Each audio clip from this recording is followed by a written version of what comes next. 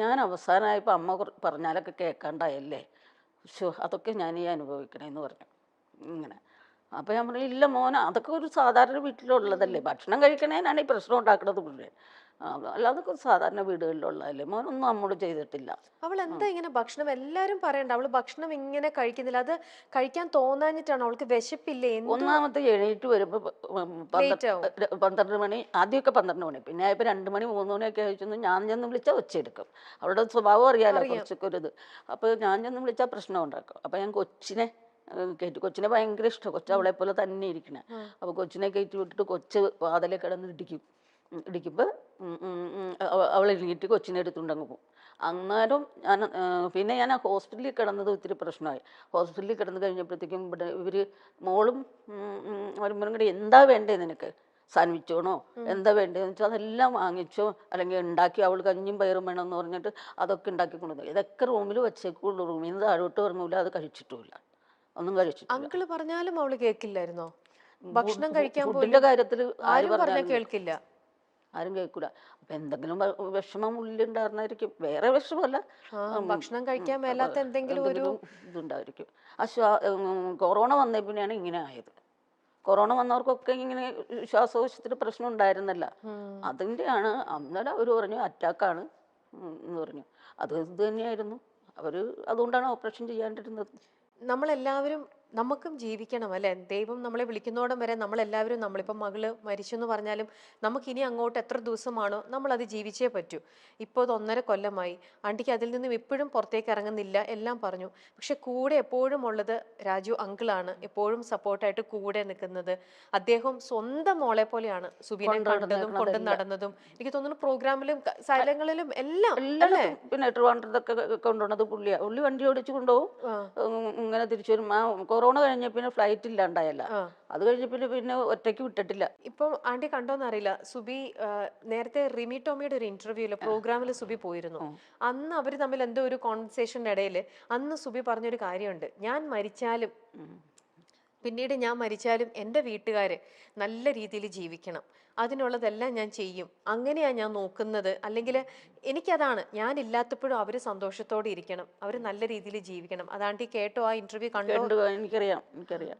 പക്ഷെ പുള്ളിക്കാരത്തി അത് വിചാരിച്ചത് എന്താന്ന് വെച്ചാൽ ഇൻഷുറൻസിന്റെ കാര്യം പറഞ്ഞാണ് അവർ തുടങ്ങിയത്. അപ്പൊ റിമി പറഞ്ഞു ഞാൻ ചത്തു കഴിഞ്ഞിട്ട് അങ്ങനെയൊന്നും ഞാൻ ചെയ്തിട്ടില്ലെന്ന് പറഞ്ഞു. അപ്പൊ പുള്ളിക്കാരത്തിക്ക് 27.5 ലക്ഷം രൂപയുടെ മെഡിക്ലെയിം ഉണ്ടായി. ഈ പാൻക്രിയാസിൽ കല്ലുണ്ടെന്നും കരളിന് അസുഖം വന്നെന്നും പറഞ്ഞത് തന്നില്ല നമുക്ക്. സ്റ്റാറിൻ്റെ ആയിരുന്നു. ഇനിയിപ്പോൾ അത് പറയാമോന്നറിയില്ല, പേര് പറയാമോന്നറിയില്ല. അവർ നമുക്ക് പൈസ തന്നില്ല. എന്നാലും പക്ഷേ അവള് അവൾക്ക് ആ കുട്ടിപ്പട്ടാളം വന്നേ പിന്നെയാണ് ഒന്ന് പണ്ടത്തെ ഇതറിയാലോ, പോയാൽ എന്താ നമുക്ക് കിട്ടണതൊക്കെ. അത് ഇവിടെ വലിയ വലിയ ആർട്ടിസ്റ്റുകളൊക്കെ പോലും മരിച്ചു കഴിയുമ്പോൾ അവരുടെ വീട്ടുകാരൊക്കെ അനാഥരായി ഒന്നുമില്ലാതെ വെക്കും. പക്ഷെ ഞങ്ങൾ അതിൻ്റെ ഇടയിൽ ഞാനും ഹസ്ബൻഡും കൂടി എൻ്റെ വീട്ടിൽ നിന്നുള്ള വീതവും വിറ്റുകൊണ്ട് വന്ന് അന്ന് കുറച്ച് സ്വർണ്ണമൊക്കെ ഉണ്ടായതൊക്കെ വിറ്റ് റിയൽ എസ്റ്റേറ്റിലേക്ക് ഇറങ്ങി. അതുകൊണ്ടാണ് എനിക്ക് ചികിത്സിക്കാൻ പറ്റിയത്. അല്ലാണ്ട് സുബിയുടെ കയ്യിൽ ഇത്രയും ഞങ്ങൾക്ക് 57,500 രൂപ വീടിന് ലോൺ അടയ്ക്കണമായിരുന്നു, കാറിന് ലോൺ അടയ്ക്കണമായിരുന്നു. ഇത്രയും പ്രശ്നങ്ങളൊക്കെ ഉണ്ടായി. അതിൻ്റെ ഇടയിലാണ് സുബിക്ക് ഇത്ര ലക്ഷങ്ങൾ അങ്ങ് അവിടെ ആയത്. ഹെൽത്ത് ഇൻഷുറൻസിന്റെ ഒന്നും കിട്ടിയില്ല. അത് കിട്ടുന്നതാണ്. ഞാനും മാനേജ്മെൻറ്റുമായിട്ട് അവിടെ ഇത്തിരി പ്രശ്നമുണ്ട്. അവർ അത് സീൽ ചെയ്ത് തരണം. അപ്പോൾ ടിനി ടോമും ഞാനും പുള്ളിയും കൂടെയാണ് അവിടുത്തെ മാനേജരെ കണ്ടത്. അപ്പോൾ അവർ ടിനി ടോം പറഞ്ഞു ശരിക്കും പറഞ്ഞാൽ നിങ്ങൾ ഈ പൈസ മേടിക്കരുത് എന്ന് പറഞ്ഞു. അപ്പോൾ 2.5 ലക്ഷം രൂപ കുറച്ച് തന്നേക്കാന്ന് പറഞ്ഞു. ലക്ഷങ്ങൾ കെട്ടി കുറച്ച് തന്നു. അത് കഴിഞ്ഞ് പിന്നീട് ഞാൻ ആ പേപ്പർ നമുക്കത് കേസ് കൊടുത്താൽ കിട്ടിയാനേ. ഇപ്പോൾ കോടതി അങ്ങനെ പറയുന്നുണ്ട്, എല്ലാവരുടെയും പൈസ മേടിച്ച് കൊടുക്കുന്നുണ്ട്. അപ്പോൾ കേസ് കൊടുത്താൽ ാനായിട്ട് ചെന്നപ്പോൾ അവർ പേപ്പർ സൈൻ ചെയ്ത് തന്നില്ല. അപ്പോൾ പറഞ്ഞു 2.5 ലക്ഷം രൂപ കുറച്ച് തന്നതിന് ഒരു ചെക്ക് എഴുതി കൊടുത്തിട്ട് മേടിച്ചുകൊണ്ട് പോയിക്കോളാൻ പറഞ്ഞു. പിന്നെ നമുക്ക് ഇവിടെ നിന്ന് ഇത് കിട്ടിയതുമില്ലെങ്കിൽ വലിയ പ്രശ്നമാവില്ലേ. പിന്നെ ഇതൊക്കെ കഴിഞ്ഞ് നമുക്ക് കുറച്ച് കടങ്ങളും ബാധ്യതകളും ഒക്കെ വന്നു. ഈ ലോൺ അടയ്ക്കാൻ കിടക്കണു, അതും പ്രൈവറ്റ് ബാങ്കിൻ്റെ ഇതടയ്ക്കാൻ കിടക്കണു. പിന്നെ ഞാൻ പറഞ്ഞില്ലേ റിയൽ എസ്റ്റേറ്റിലൊക്കെ ഉണ്ടായെന്ന് പറഞ്ഞാൽ 2 വീട് പണിതിട്ടിട്ടുണ്ടായി. ഇത്തിരി സ്ഥലം കിടപ്പുണ്ടായി. ഇതെല്ലാം കൂടെ കൊടുത്തു. ഒരു വീട് മോനിന് കൊടുത്തു. അപ്പം അത് നേരത്തെ കൊടുത്ത. മറ്റേ വീടൊക്കെ നമ്മൾ ഒത്തിരി നഷ്ടത്തിന്, അതായത് ഈ കൊറോണയ്ക്കൊക്കെ മുമ്പ് നല്ല വില പറഞ്ഞ വീടുകളൊക്കെ ഒത്തിരി നഷ്ടത്തിന് നമ്മൾ കൊടുത്തു. ഈ 5 സെൻറ്റ് സ്ഥലം 8 ലക്ഷം രൂപ പറഞ്ഞത് 5,60 കൊടുത്തു. 5,60 കൊടുത്ത് കടങ്ങളെല്ലാം വീട്ടി, വീടിൻ്റെ കടങ്ങൾ വീട്ടി, മോൻ്റെ എൻ്റെയും കാറിൻ്റെ കടങ്ങളെല്ലാം വീട്ടി, സ്വസ്ഥമായിട്ട് കിടക്കാം ഇപ്പം. എന്ന് വെച്ചാൽ കടമില്ല. അവര് രാഹുലുമായിട്ട് എല്ലാം സെറ്റായി, ഇനി അങ്ങനെ ഒരു ജീവിതം തുടങ്ങാം, അങ്ങനെ ഒരു ഇതും ഉണ്ടായി. അപ്പൊ അങ്ങനെ ഒരു support എന്നോട് കൂടെ പറയും ഉണ്ടായിട്ടേ. ഗോൾഡൊന്നും മേടിക്കരുതമ്മ, ഞാൻ ഇടൂല. ഗോൾഡൊന്നും അല്ലെങ്കിലേ മേടിച്ചിട്ടൊന്നും അവൾ സമ്മതിക്കൂല. അങ്ങനെയാണ്. ഞാനൊരു കുഞ്ഞുമാലയല്ലേ ഇടുള്ളൂ 300 എന്ന് പറയും. അപ്പോൾ ഇവൻ രാഹുൽ എന്നോട് പറയും, ഇതൊക്കെ കുഞ്ഞു കൊച്ചിനെ ഭയങ്കര ഇഷ്ടമാണ് രാഹുലിനും, ഒക്കെ കൊച്ചിന് കൊടുത്തേര്, എനിക്ക് ജീവിക്കാനുള്ള സ്വത്തൊക്കെ എൻ്റെ കയ്യിലുണ്ട് എന്ന് പറയും. എന്ന് രാഹുലും പറയും. അങ്ങനെ അല്ലെങ്കിലും ഞാൻ അപ്പോൾ അവനോട് പറയും, അല്ലെങ്കിലും നീ എൻ്റെ ചിലവ് ജീവിക്കാമെന്ന് വിചാരിക്കണ്ട, നീ പണിയെടുത്ത് എനിക്ക് തന്നോളണം, ഞാൻ പോകില്ല. അങ്ങനെ അവനോടും പറയും. തമാശയാണ്, എന്നാലും അങ്ങനെ പറയും. പക്ഷെ അല്ലാതെ അങ്ങനെ അങ്ങനെ മരിച്ചു പോകുന്നൊരു ചിന്താഗതി ഉണ്ടായില്ല. ഉണ്ടായെങ്കിൽ ഇങ്ങനെയൊക്കെ പ്ലാൻ ചെയ്യൂലല്ലോ. അപ്പം ഞാൻ പറഞ്ഞിരുന്നു ഇവർക്ക് വേറൊരു വീട്ടിൽ പോയി നിൽക്കാനൊക്കെ ബുദ്ധിമുട്ടാണ്. അപ്പോൾ നിങ്ങളിവിടെ തന്നെ താമസിച്ചോ, അവൻ അവിടുത്തെ കുറച്ചടുത്താണ് എൻ്റെ വീട്, നിങ്ങളിവിടെ തന്നെ. അവനും പറഞ്ഞു, ഇവളെൻ്റെ വീട്ടിലൊന്നും വന്ന് താമസിക്കാൻ പോണില്ല, ഇവിടെ താമസിച്ചോട്ടെ, അവിടെ നമുക്ക് ആവശ്യത്തിന് ബെഡ്റൂംസും കാര്യങ്ങളും ഒക്കെ ഉണ്ട്, ഇവിടെ താമസിച്ചാൽ മതി, മോനാണെങ്കിലും വേറെ വീട് കിടപ്പുണ്ട്. അപ്പോൾ അങ്ങനെയൊക്കെ എന്തോ അതൊക്കെ ചെയ്യുമ്പോൾ എന്നെ എപ്പോഴും വഴക്ക് പറയായിരുന്നു, അമ്മ എന്തിനാണ് ഈ കാലത്ത് പോലെ പോകണം. അപ്പോൾ ഉച്ചയ്ക്ക് എണീറ്റ് വരും, അപ്പോൾ ഞാൻ ചായയൊക്കെ തിളപ്പിച്ച് വെച്ചിട്ടാണ് നിങ്ങൾ പോണത്. അപ്പോൾ ഫോൺ ചെയ്യും, ഇന്ന് എവിടെയാ എന്ന് ചോദിക്കും. അപ്പോൾ ഞാൻ പറയും, ഞാനിങ്ങനെ ഇന്ന സ്ഥലത്താണ് എന്ന് പറയും. അപ്പോഴത്തേക്ക് അമ്മ ഇനിയിപ്പോൾ എന്തിനാ ഇങ്ങനെ കിടന്ന് ഓടണേ എന്ന് ചോദിക്കും എപ്പോഴും. പക്ഷേ ഞാൻ അന്ന് ഓടിയില്ലായിരുന്നു, എൻ്റെ കൊച്ചിനെ ഇങ്ങനെ ചികിത്സിക്കാനൊന്നും എനിക്ക് പറ്റില്ലായിരുന്നു. എനിക്ക് ഇങ്ങനെ ഒരു സംതൃപ്തിയുണ്ട്, എനിക്ക് നോക്കാവുന്നതിൻ്റെ പരമാവധി നോക്കി എന്നുള്ളത്. പിന്നെ കൊറോണ വന്ന് കുറേ കൊല്ലങ്ങൾ, 1-2 കൊല്ലത്തോളം വെറുതെ ഇരുന്നില്ലേ. അപ്പോഴും നമുക്ക് ലോൺ കാര്യങ്ങളൊക്കെ ഇങ്ങനെ കിടക്കുകയാണ്.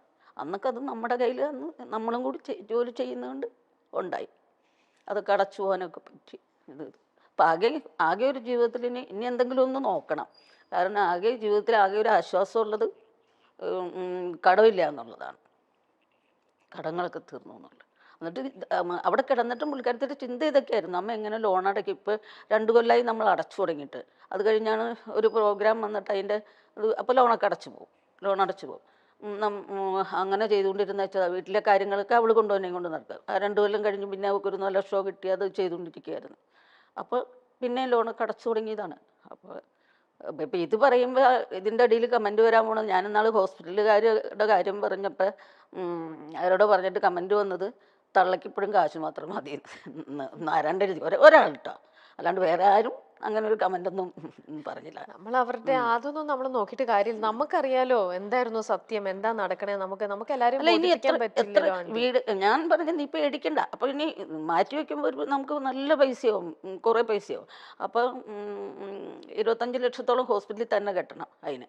അപ്പോൾ അമ്മ ഇത് മാറ്റി വയ്ക്കണമെന്നൊക്കെ പറഞ്ഞാൽ എങ്ങനെ അമ്മ ചെയ്യൂ ഇത്? ഞാൻ പറയും, ഇത്രയും കാലം വാടകയ്ക്ക് താമസിച്ചു, ഇനി നീയും ഉണ്ട്, ഞാനും ഉണ്ട്, അച്ഛനും ഉണ്ട്, നമുക്കെല്ലാവർക്കും കൂടി ഇനിയും ശ്രമിക്കാം. ഈ വീടങ്ങ് വിറ്റ് കളഞ്ഞാൽ പോരെ, ഇത് പ്രശ്നം തീർന്നില്ല. ഇത് 8 വർഷം ലോൺ അടച്ച് 2 വർഷവും കൂടെ ലോൺ ഉണ്ടായുള്ളൂ. അത് വിൽക്കാൻ നീ പേടിക്കേണ്ട, നീ കാശിനെ കുറിച്ചൊന്നും ഇവിടെ കിടന്ന് ചിന്തിക്കുകയേ ചെയ്യരുതെന്ന് പറയും.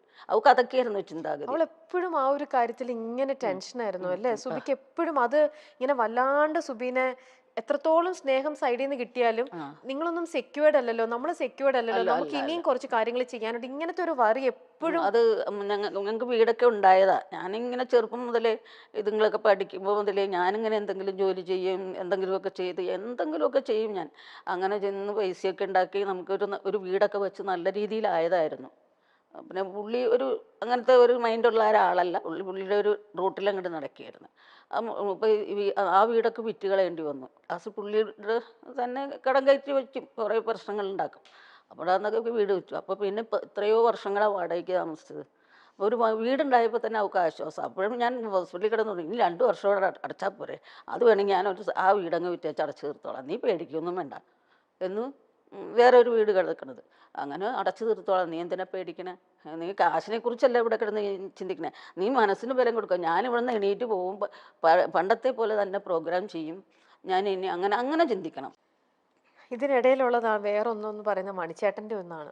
നമ്മളുമായിട്ട് വളരെയധികം അടുപ്പമുള്ളതാണ്. സുബിയായിട്ടും മണിച്ചേട്ടന് ഭയങ്കര അടുപ്പാണ്. അപ്പം അതിന്റെ തലേ ഓണത്തിന് സുബിയാണ് പോയി ഇന്റർവ്യൂ ചെയ്തത് പാടിയിൽ വെച്ചിട്ട്. ആ പിന്നെ അതാണ് ലാസ്റ്റ് സുബി മണിയായിട്ട് ചെയ്തത്. മാത്രല്ല മണിച്ചേട്ടനായിട്ട് എനിക്കും നന്നായിട്ട് പരിചയമുണ്ട്. അപ്പൊ മണിച്ചേട്ടനും നമ്മളുടെ ഇടയിൽ ഇങ്ങനെ നമ്മൾ കോമൺ ആയിട്ട് ഇരുന്ന് സംസാരിക്കുമ്പോൾ മണിച്ചേട്ടനൊക്കെ എപ്പോഴും ഇവളുടെ കല്യാണം, നമ്മളെല്ലാരും അതെ, സുബിയെ കല്യാണം കഴിച്ച് കാണണം എന്ന് ഭയങ്കരമായിട്ടും മണിച്ചേട്ടനും ആഗ്രഹിച്ചിരുന്ന ഒരു കാര്യമായിരുന്നു. ജനുവരി 1 പുള്ളിയുടെ ബർത്ത്ഡേ. അപ്പൊ നമ്മൾ 31 എന്താണെങ്കിലും എവിടെയെങ്കിലും നമുക്ക് പ്രോഗ്രാം ഉണ്ടാവും. അപ്പോൾ ഒരു കൊല്ലം 2 കൊല്ലം ജനുവരി 1 പുള്ളിയുടെ ബർത്ത്ഡേക്ക് ഞങ്ങൾ പോയി. അപ്പോൾ ചാലക്കുടി തന്നെ ക്ലബിൻ്റെ പ്രോഗ്രാം ആയിരുന്നു. അതും കഴിഞ്ഞ് നേരെ അവിടെ തന്നെ ഹോട്ടലിൽ റൂം എടുത്ത് താമസിച്ച് പിറ്റേ ദിവസം ബർത്ത്ഡേയും കൂടിയിട്ടാണ് ഞങ്ങൾ പോകുന്നത്. പിന്നെ മണി, നാദിർഷ, ദിലീപ്, ഭാവന ഇവർ എല്ലാവരും കൂടി ഒരു ട്രിപ്പ് പോയി അമേരിക്ക.